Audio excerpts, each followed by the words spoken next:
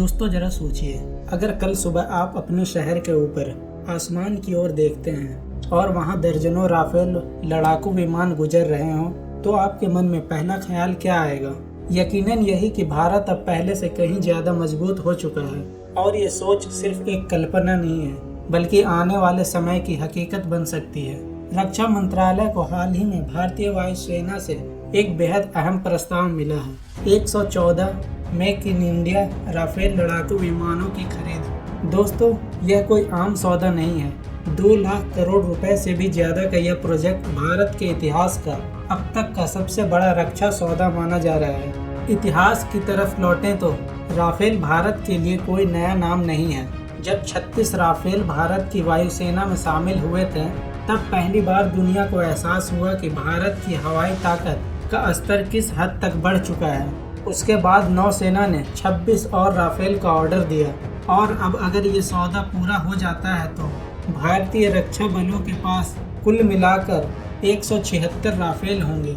इतना बड़ा बेड़ा न सिर्फ पाकिस्तान बल्कि चीन पर भी एक राजनीतिक दबाव बनाएगा। राफेल की असली ताकत सिर्फ उसके खूबसूरत डिजाइन या तेज रफ्तार में नहीं होता। यह विमान युद्ध के मैदानों में अपने दुश्मन को मात देने के लिए आधुनिकतम तकनीक से लैस है। हाल ही में पाकिस्तान के खिलाफ हुए ऑपरेशन सिंदूर ने यह साबित भी कर दिया कि चीन की आधुनिक LP-15 air to air missile Rafale की स्पेक्ट्रा इलेक्ट्रॉनिक वॉरफेयर प्रणाली के सामने बेबस हो गई।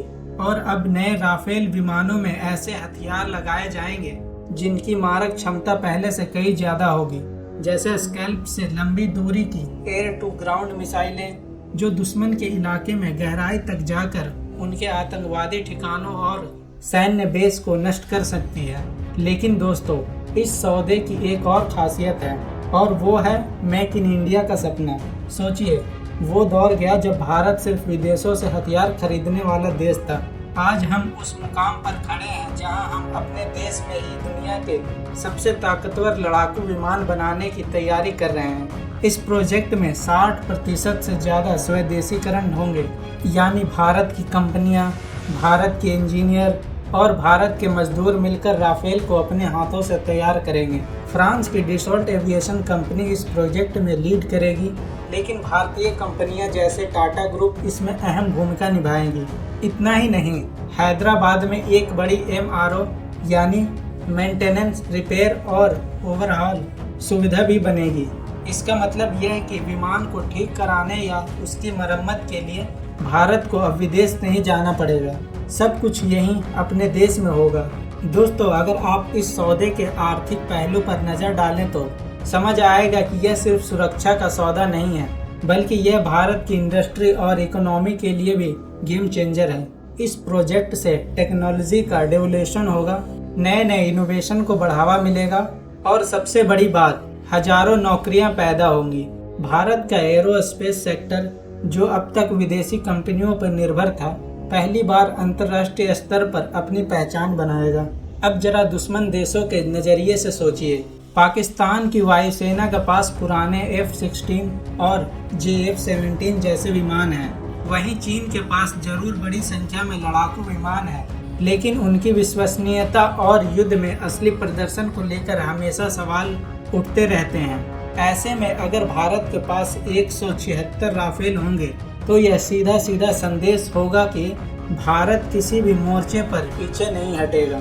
और दोस्तों, यह कहानी यहीं ख़त्म नहीं होती।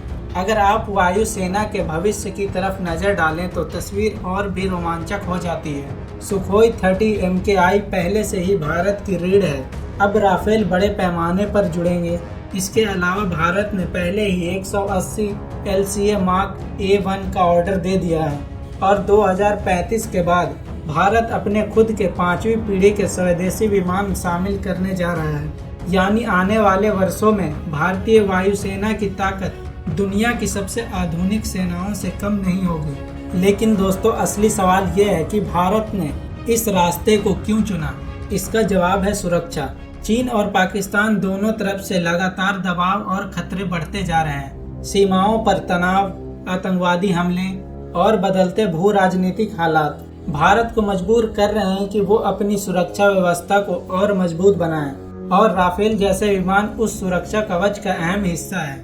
इतिहास गवाह है कि जिन देशों ने अपनी हवाई ताकत को मजबूत किया है वही युद्ध के मैदान में लंबे समय तक टिक पाया है। दूसरे विश्व युद्ध से लेकर खाड़ी युद्ध तक हर जगह एयर पावर ने निर्णायक भूमिका निभाई है और भारत अब इस दिशा में एक बड़ा कदम उठा रहा है। दोस्तों, एक और पहलू पर गौर कीजिए। यह सौदा सिर्फ भारत को ताकतवर ही नहीं बनाएगा बल्कि दुनिया को यह संदेश भी देगा कि भारत अब हथियारों का सिर्फ बाजार नहीं है, भारत अब एक निर्याता है, एक नव और आने वाले समय में हथियारों का निर्यातक भी बन सकता है। सोचिए, अगर भारत कल को अपने बनाए हुए विमानों को दूसरे देशों को बेचेगा तो यह न सिर्फ हमारी इकोनॉमी बल्कि हमारी कूटनीतिक ताकत को भी कई गुना बढ़ा देगा और यह सपना राफेल जैसे सौदों से ही पूरा होगा। आखिर में दोस्तों, यह कहानी सिर्फ लड़ाकू विमानों की नहीं है, यह कहानी है आत्मनिर्भरता का, यह कहानी है उस विकास की जो भारत अब अपने दम पर खड़ा हो सकता है। और जब आने वाले सालों में भारतीय आसमान में राफेल गरजेंगे तो यह सिर्फ ताकत का प्रतीक नहीं होगा बल्कि यह एक संदेश होगा कि भारत अब किसी से भी कम नहीं है। तो दोस्तों, आपको क्या लगता है, क्या ये सौदा भारत को सच में एशिया की सबसे मजबूत हवाई ताकत बना देगा? हमें नीचे कमेंट में अपनी राय जरूर बताइए। और अगर आपको ये वीडियो पसंद आया हो तो इसे लाइक करें, शेयर करें और चैनल को सब्सक्राइब करना मत भूलिए।